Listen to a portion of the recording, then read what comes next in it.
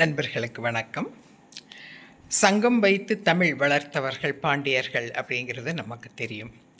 இதே மாதிரி சோழர்கள் தெலுங்கு மொழியின் வளர்ச்சிக்கு மிகப்பெரிய அளவில் அவர்கள் பங்காற்றியிருக்கிறார்கள் அப்படிங்கிறது நமக்கு தெரிய வருது. நமக்கு கிடைத்த குறைந்தபட்ச ஆதாரங்களின் அடிப்படையில் நம்ம இதை சொல்கிறோம். தெலுங்கு மொழியினுடைய வரலாறு, அதனுடைய ஆரிஜின், அது எப்படி உருவாச்சு, அதனுடைய இதை பற்றி நமக்கு இன்னும் நிறைய சில ஃபில் இன் த பிளாங்க்ஸ் மாதிரி பிளாங்க்ஸ் நிறையா இருக்குது அதனுடைய ஹிஸ்ட்ரியில்.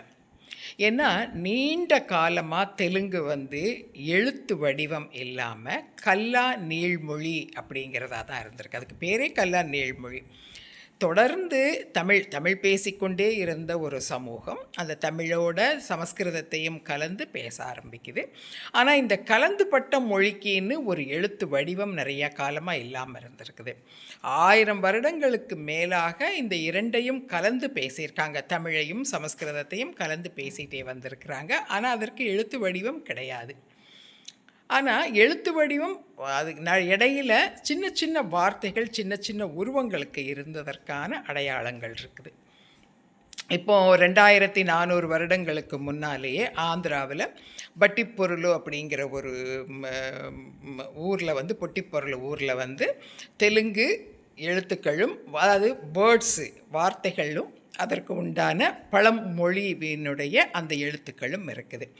இப்போ நமக்கு தமிழ் தெரியும். தமிழுக்கு மூல மொழி தாய் தமிழ்னு சொல்லுவோம். தமிழ் இன்றைக்கி இருக்கிற தமிழ் பழந்தமிழ் கிடையாது. இதற்கு இன்னொரு தாய் இருந்தது, இன்னொரு மொழியில் இருந்து தான் இந்த தமிழ் உருவாச்சு.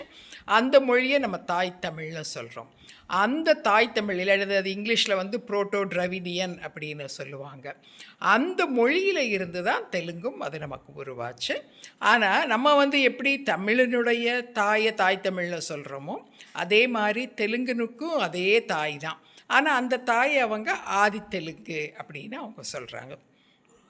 இந்த ஆதி தெலுங்கை அவங்க எப்படி இப்போ உபயோகப்படுத்தி இருக்கிறாங்கன்னா, தமிழையும் சமஸ்கிருதத்தையும் கலந்து உபயோகப்படுத்தி இருக்கிறாங்க. வடபகுதிகளில் பிராகிருதம் மிகப்பெரிய அளவில் இருந்திருக்கு. அப்போ தமிழையும் பிராகிருதத்தையும் கலந்து அவங்க பேசிகிட்டு இருந்திருக்கிறாங்க. எழுத்து வடிவம் 2400 வருஷங்களுக்கு முன்னால் வார்த்தைகள் மட்டும் சிலதெல்லாம் சின்ன சின்ன எழுத்து வடிவங்கள் இருந்திருக்குது. அப்புறம் 5ஆம் நூற்றாண்டில் பல்லவ கல்வெட்டுக்களில் சில எழுத்து வடிவங்கள் இருந்திருக்கு.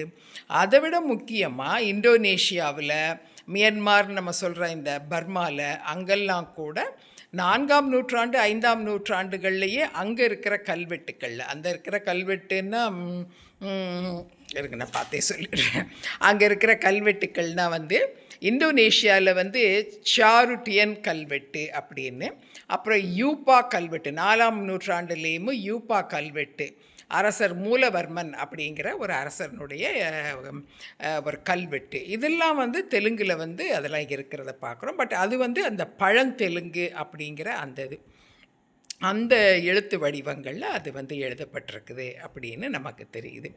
ஸோ இதுதான் ரொம்ப காலமாக தொடர்ச்சியாக இருந்துகிட்டே வந்திருக்கு. ஆனால் இன்னொரு ரஷ்யர் ஒருத்தர், மிக்கேல் ஆண்ட்ரனோவ் அப்படிங்கிற மொழியியலாளர் அவர் இதை பற்றி நிறைய ஆராய்ச்சிகள் பண்ணியிருக்கிறாரு. அவர் என்ன சொல்கிறாருன்னா, நம்ம இந்த தாய் தமிழ்னு சொல்கிறோம் இல்லையா, புரோட்டோ டிராவிடியன், எதில் இருந்து தமிழ் தெலுங்கு எல்லாம் உருவாச்சோ அந்த தாய் தமிழ் மொழியிலிருந்து, இல்லாட்டி ஆதி தெலுங்கு மொழியில இருந்து 3000 வருடங்களுக்கு முன்னாலேயே தெலுங்கு பிரிய ஆரம்பிச்சிருச்சு. பிரிஞ்சுன்னா அப்பத்தில் இருந்தே இப்படி தமிழையும் சமஸ்கிருதத்தையும் கலந்து பேச ஆரம்பிச்சிட்டாங்க 3000 வருடங்களுக்கு முன்னாலிருந்தே அப்படின்னு அவர் சொல்கிறாரு. ஸோ இது ஒரு ஆனால் நீண்ட வரலாறு இருக்குது. ஆனால் எழுத்து வடிவம் இல்லாததுனால அது எந்த காலத்தில் கலந்து பேசப்பட்டாங்கங்கிறதுக்கு நமக்கு தெளிவான ஆதாரங்கள் இல்லை.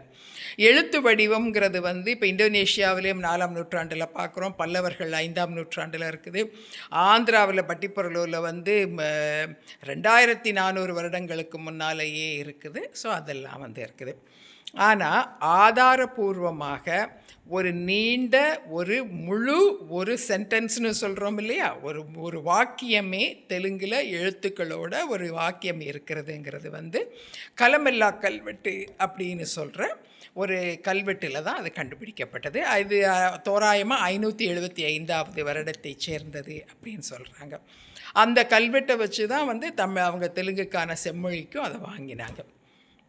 இப்போ இந்த கல்வெட்டு யார் பண்ணது, யார் காலத்தில் எங்கே இருந்தது, எந்த நாட்டில் அது கண்டுபிடிக்கப்படுதுன்னு பார்த்தா அது புண்ணியகுமாரா அப்படிங்கிற ஒரு அரசனுடைய நாட்டில் எடுக்குது. அவர் வந்து ரேனாட்டி சோழர் அப்படின்னு சொல்லப்பட்ட ஒரு தெலுங்கு சோழர்.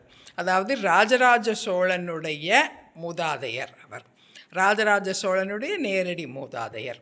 அந்த நேரடி மூதாதையர் தான் அவருடைய காலத்தில் அவருடைய இடத்துல இந்த கலமெல்லா கல்வெட்டுங்கிறது நமக்கு வந்து அது கிடைக்குது. ஒரு முழு சென்டென்ஸோடையே வந்து அது இருக்குது.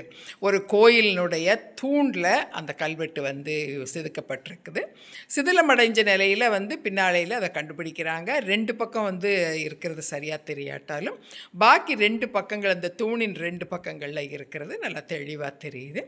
அது வந்து அது முழுமையாக ஒரு இது இருக்குது. ஒரு அரசர் படையெடுத்து வரும்போது அந்த ஊர் மக்கள் எல்லோரும், ஊருக்குள்ளே இருக்கிற மக்கள், ஊருக்கு வெளியே வாழ்ந்த மக்கள் எல்லாருமா சேர்ந்து வந்தாங்க அப்படிங்கிறது நமக்கு அந்த தகவலை அது கொடுக்குது. ஸோ தெலுங்கு ரொம்ப காலமாக இருந்திருக்குங்கிறதுக்கு நமக்கு பல அடையாளங்கள் இதெல்லாம் இருக்குது. இந்த மன்னர் மாதிரியான ஹிஸ்ட்ரி ஃப்ராடுக 420 ஃப்ராடுக தெலுங்குன்னு ஒரு மொழியே இல்லை அப்படின்னு சொல்கிறத நானே அந்த ஆள் பேசுகிறத வந்து யூடியூப்பில் பார்த்தேன். அப்படியே சொல்கிறார், தெலுங்குன்னு ஒரு மொழியே கிடையாது, கன்னடம் தான் இருந்தது, இவங்க சும்மா சொல்கிறாங்க அப்படின்றாரு. இது வந்து எத்தனை பேர் நீங்கள் இதை நம்புனீங்கன்னு தெரில. பட் இது ஒரு அப்பட்டமான பொய். இந்த எப்படின்னா சாளுக்கியர்கள் காலத்திலேயும் அது பயன்பாட்டில் இருந்திருக்கு தெலுங்கு. பல்லவர்கள் உபயோகப்படுத்தி இருக்கிறாங்க, காக்கத்தியர்கள் பயன்படுத்தி இருக்கிறாங்க, விஜயநகர பேரரசு இவங்கெல்லாம் அலுவல் மொழியாகவே பயன்படுத்தி இருக்கிறாங்க. பட் இதெல்லாம் வந்து பின்னாடி காலங்களில் 9, 10, 11ஆம் நூற்றாண்டுகளில் அப்படி வந்தது. ஆனால் 6ஆம் நூற்றாண்டிலே புண்ணியகுமாரன் வந்து அவருடைய அந்த கலமெல்லா கல்வெட்டும் இருக்குது. இது போக அவர் தெலுங்கை வந்து தன்னுடைய அலுவல் மொழியாகவும் பயன்படுத்தி இருக்கிறாரு. அவருடைய பல அந்த செப்பேடுகள் கல்வெட்டுக்கள் அங்கே இருக்கிறதுலெல்லாம் தமிழ், தெலுங்கு, சமஸ்கிருதம் 3மே வந்து இருக்கிறத, 3லேயுமே எழுதப்பட்டிருக்கிறது அல்லது செதுக்கப்பட்டிருக்கிறத நம்ம பார்க்குறோம். ஸோ அப்போவே வந்து அது பயன்பாட்டுக்கு வந்திருக்குது. ஆனால் அப்போ தான் அது பயன்பாட்டுக்கு வந்திருக்குங்கிறது நமக்கு வந்து தெரியுது. ஸோ அவர் யாருன்னு பார்த்தோன்னா அவர் ரேனாட்டி சோழருங்கிற தெலுங்கு சோழர், ராஜராஜ சோழனுடைய மூதாதையர். அப்போது சோழர்கள் தான் தெலுங்குக்கான இந்த எழுத்து வடிவத்தை கொடுத்தவர்களா அப்படிங்கிற கேள்வி நம்ம மனசில் வருது. எழுத்துங்கிறது வந்து எழுத்துன்னு பார்த்தா இப்படி தமிழில் வந்து அ ஆ இ ஊன்னு இப்படி இருக்கு இல்லையா, இதே மாதிரியான இதே தான் இதுலேயும் எக்ஸ்ட்ராவாக வந்து கூட 4 இருக்கும்.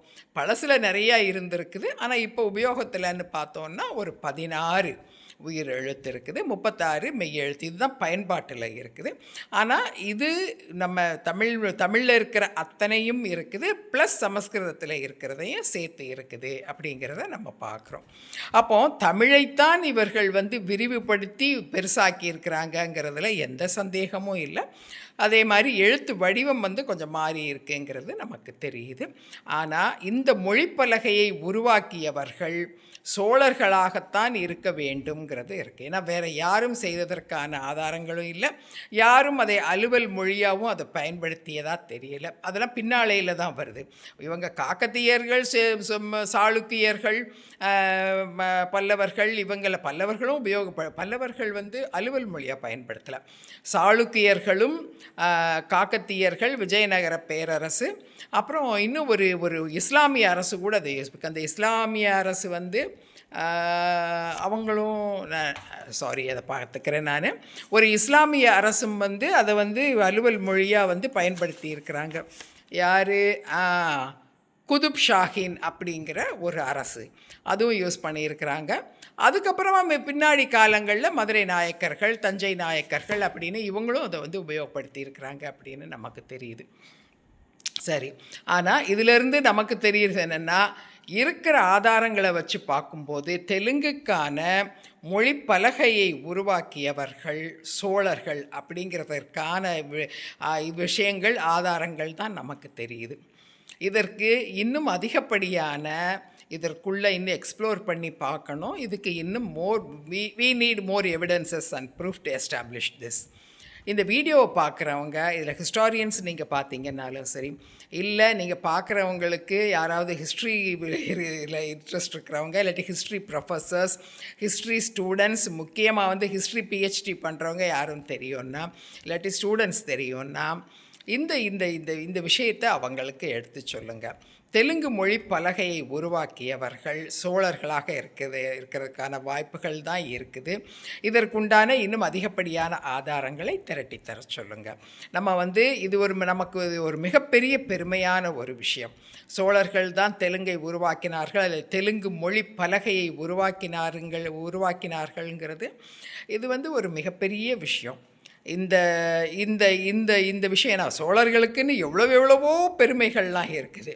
சோழர்களுடைய கட்டிடக்கலை, அவங்களுடைய சிற்பக்கலை, அவர்களுடைய போர்க்கலை, போர் திறமை, இது, அப்புறம் அவங்களுடைய நிர்வாகம், அவர்களுடைய இசை, அதே மாதிரி சிற்பக்கலை, இதெல்லாம் சொன்னோம் இல்லையா. இந்த மாதிரி எவ்வளவோ விஷயங்கள்லாம் இருக்குது பாராட்டுறதுக்குன்ட்டுன்னு. அவர்களுடைய ஃபாரின் கான்குவெஸ்ட்டுகள் இன்னும் எவ்வளவோ இருக்குது. எல்லாத்துக்கும் மேலே இவங்க ஒரு மொழி அதுக்கு முந்தின காலங்களில் இருந்த அவர்களுடைய முன்னோர்கள் மொழி வளர்ச்சியிலையும் தமிழ் மொழியின் வளர்ச்சியிலையும் அவங்க மிகப்பெரிய பங்கு ஆற்றியிருக்காங்கங்கிறது சோழர் குலத்திற்கு கிடைக்கக்கூடிய ஒரு மிகப்பெரிய பெருமை. இதை வந்து நம்ம இன்னும் அதிகப்படியாக நம்ம எக்ஸ்ப்ளோர் பண்ண வேண்டியது ரொம்ப ரொம்ப அவசியம். அதே மாதிரி தெலுங்கில் நிறைய விஷயங்கள் வந்திருக்குது. நம்ம பெருமைப்பட வேண்டிய விஷயங்கள் நிறையா இருக்குது. 11ஆம் நூற்றாண்டிலேயேமோ தமிழ், இப்போ நமக்கு இந்த தென்னிந்தியாவில் இருக்கிற தமிழ், தெலுங்கு, கன்னடம் இதெல்லாம் இருக்கிற அந்த காலங்களில் தனியாக அறிவியலுக்குன்னு, அது கணித அறிவியலுக்கு அப்படின்னு எழுதப்பட்ட முதல் நூல் தெலுங்கில் தான் இருக்குது. சாரா சங்கீத கணிதமோ அப்படிங்கிறத ஒரு பெத்தண்ணாவோ யாரோ பெத்தண்ணா தானே, பவுலூரி மல்லண்ணா அப்படிங்கிறவர் அதை எழுதியிருக்கிறாரு. தெலுங்குலன்னு இல்லை, தென்னிந்திய மொழிகளில் எழுதப்பட்ட முதல் கணித அறிவியல் நூல் அது அப்படின்னு நம்ம சொல்லலாம். அதே மாதிரி இசைக்கு நம்ம சொல்லவே வேண்டாம். நம்மளுடைய தென்னிந்திய இசையில் பாரம்பரிய இசைனா இந்தியன் கிளாசிக்கல் மியூசிக்னா கர்நாடிக் மியூசிக், அது தெலுங்கு தான் அதுக்கு மெயினாக கான்ட்ரிபியூட் பண்ணியிருக்குது. ஸோ இந்த மாதிரி தெலுங்கினுடைய கான்ட்ரிபியூஷன் டு திஸ் ரொம்ப இருக்குது. நம்ம இந்த இதை இன்னும் எக்ஸ்ப்ளோர் பண்ணணும். இதை சோழர்கள் தான் மொழி பலகையே உருவாக்குனாங்கங்கிறது நமக்கு இன்னும் ஒரு என்ன சொல்கிறது, adding one more feather to our cap. அதனால் இதை ஹிஸ்டாரியன்ஸு இன்னும் நிறையா linguistics as well as historians இதை எக்ஸ்ப்ளோர் பண்ணி இதில் இருக்கிற உண்மையை வெளிக்கொண்டு வரணும். தேங்க்யூ. பாய்.